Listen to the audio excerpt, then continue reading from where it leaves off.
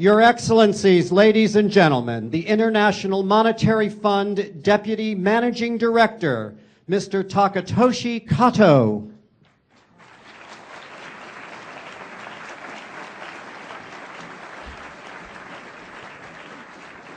On behalf of the IMF, let me say a few words.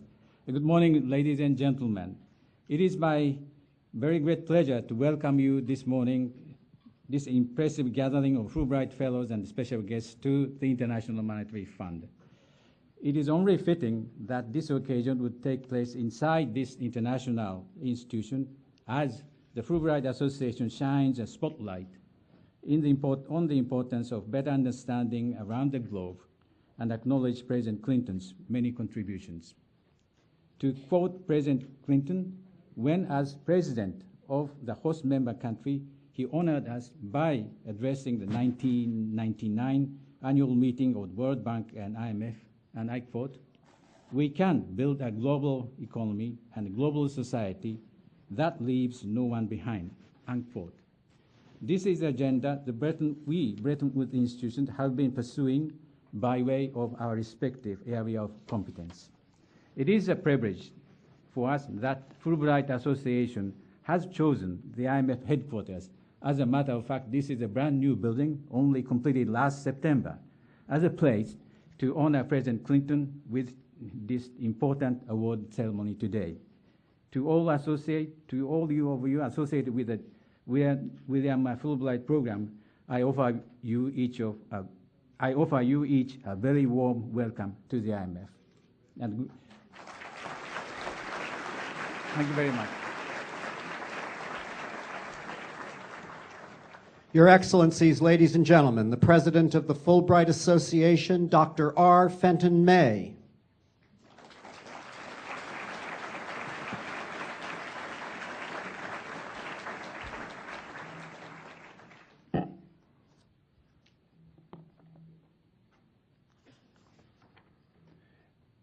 Your Excellencies, distinguished members of Congress, distinguished guests, fellow Fulbright alumni and friends, good morning. On behalf of the Fulbright Association, it is my pleasure to introduce those who will join us in presenting the Fulbright Prize. The 64th Secretary of State of the United States of America, the Honorable Madeleine K. Albright.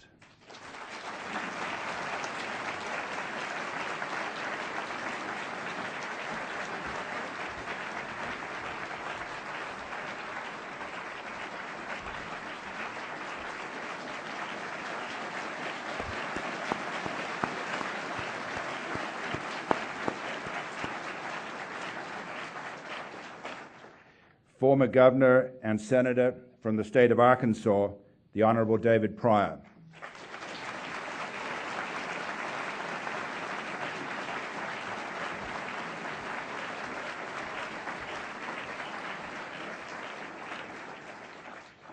Chairman and Chief Executive Officer of the Coca-Cola Company, Neville Isdell.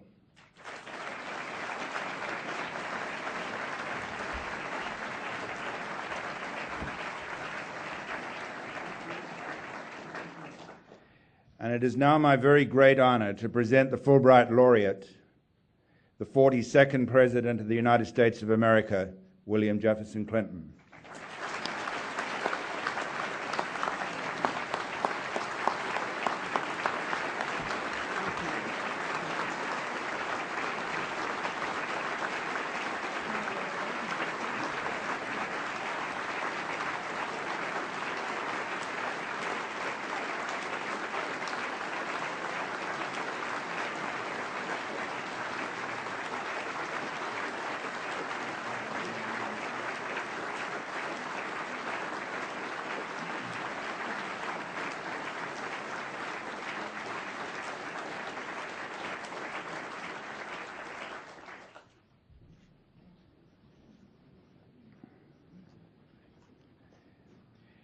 On behalf of the Fulbright Association, I would like to thank Deputy Managing Director Kato and the International Monetary Fund for graciously hosting this ceremony. The Fulbright Association and its 9,000 members and some 250,000 Fulbright alumni around the world are committed to the importance of the Fulbright program of international education and cultural exchanges. The Fulbright Association is a private, not-for-profit organization supported not only by individual Fulbright alumni and friends, but by more than 150 colleges and universities and international organizations, many of whom are represented here today.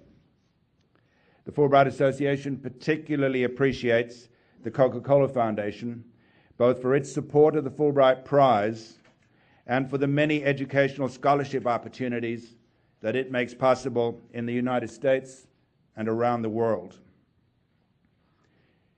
An important part of the Fulbright Association's work is a clear articulation of the critical role that the United States Congress plays in providing the funding necessary to ensure the vision of successive administrations for international exchanges remains as vital today as when the late Senator Fulbright conceived the program late in 1946.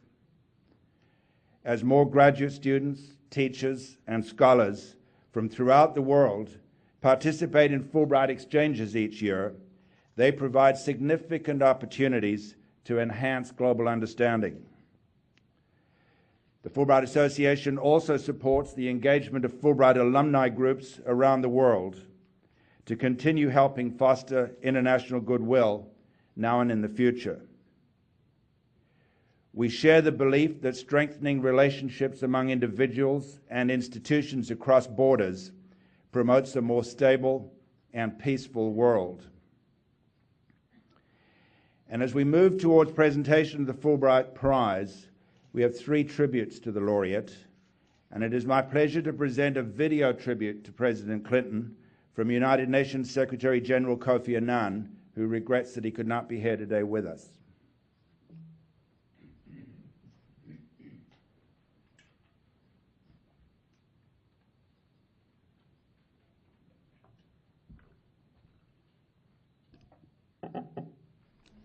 Dear Bill, I'm sorry I could not be there in person to celebrate with you today. But Bill, I know you will understand. After all, you have won the Fulbright Prize for International Understanding. You have done so much to deserve this award. It's hard to know where to start. From your efforts for peace in the Middle East to your work in the struggle against AIDS, you have been a valuable ally of the United Nations. With the Clinton Global Initiative, you have been a true visionary, focusing on poverty, climate, religious reconciliation, and governance. You have helped people understand that development, security, and human rights and the rule of law are vital, interlinked pillars if we are to make this world better. And as the UN Special Envoy for Tsunami Recovery, you have made it your mission to build back better than what was there before.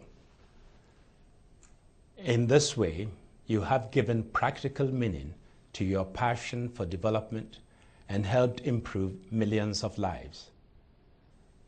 Bill, you have achieved quite a lot since leaving office, and what you have achieved is an inspiration to us all, especially those of us who will soon be leaving office ourselves.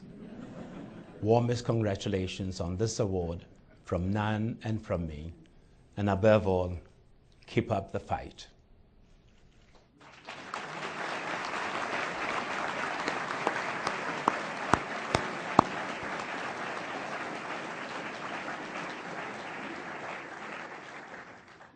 I think that was a great introduction.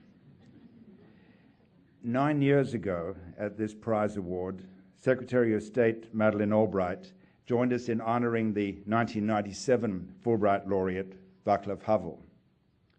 We're indeed privileged to welcome back the 64th Secretary of State of the United States of America, the Honorable Madeleine K. Albright, to offer a personal tribute to President Clinton. Secretary Albright.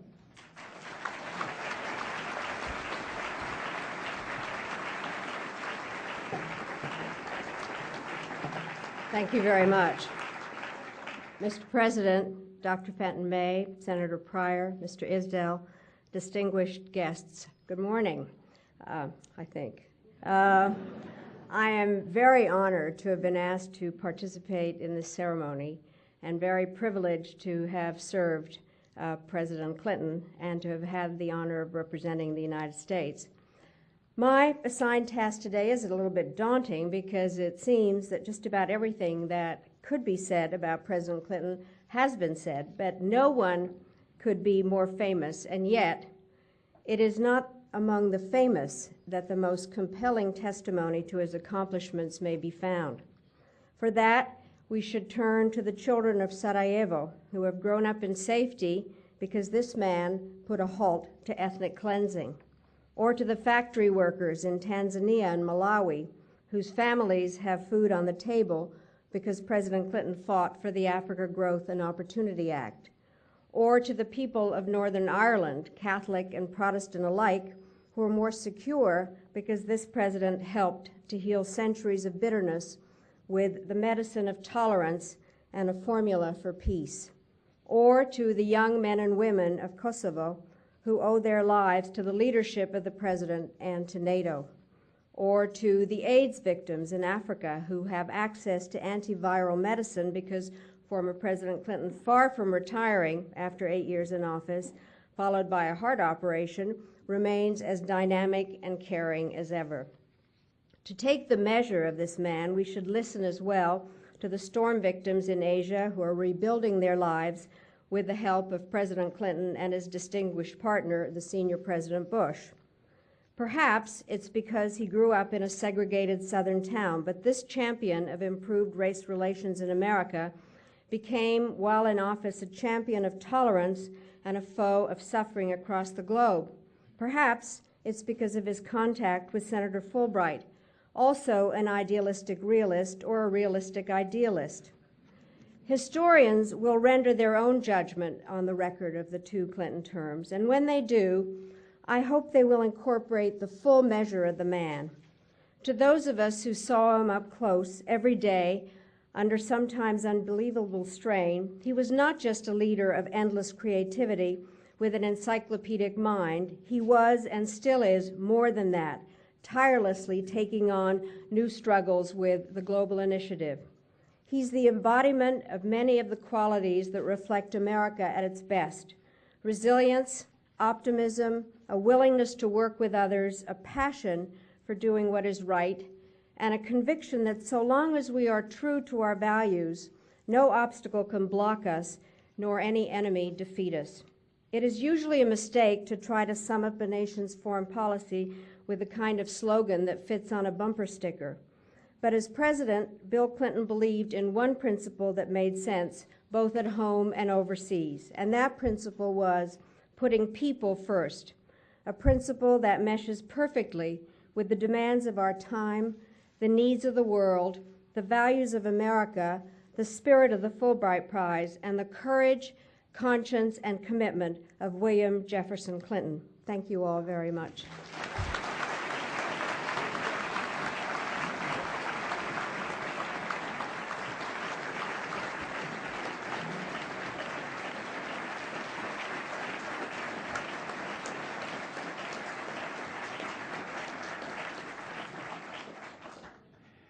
Thank you for those inspiring words, Madam Secretary. We now welcome to the podium David Pryor, former senator, who also served as a state representative, as a member of Congress, and preceded Mr. Clinton as the governor of Arkansas, the Honorable David Pryor.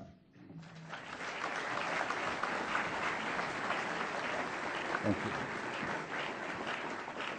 you. Mr. President and Madam Secretary, Mrs. Fulbright, Harriet, and our very, very wonderful and generous friends from Coca-Cola. I am very honored today to be a part of this very special moment. And for just a few seconds, if I could, I would like to go back